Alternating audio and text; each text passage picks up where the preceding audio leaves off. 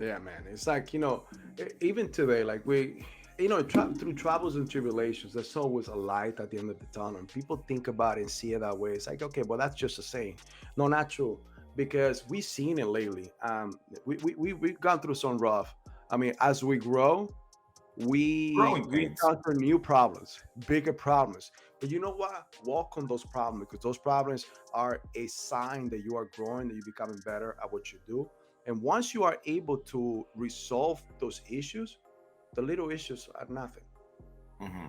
The little penny dollars are not an issue. But when you're talking about like thousands of dollars, and let's just talk about figures without actually going into details, and like dollar figures, so you could see it and people can actually grasp what we're talking about. So if you have thousand, $10,000 issues and you solve them, when you lose hundreds to $200 to $1,000, it's nothing, right?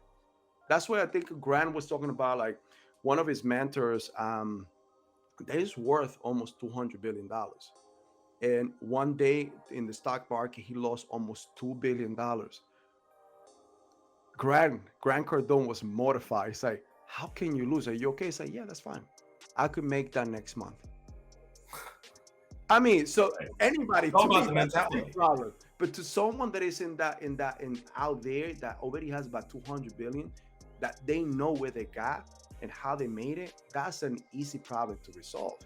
So that's what I'm saying. So welcome the big problems, because as soon as you solve them, you stick with it, the little problems will never be an issue anymore. It's crazy how your mentality opens. I think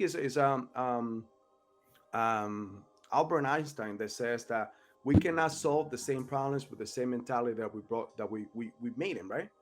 So in order to solve your problems, you need to expand your mentality, fix your mentality, welcome the change, and be able to be open for the change. So Hmm. Hmm. Yeah, and I think you said something really important there too. Is that not only do you have to be DF Dubs, which means down for whatever as a business owner, yeah, but you're going to encounter failure. So I was opening satellite offices all across southern United States for telecommunication sales, right? And so yeah, I remember doing this. Is that the first step was you had to build a team of people, right? People build businesses. Business owners don't build businesses.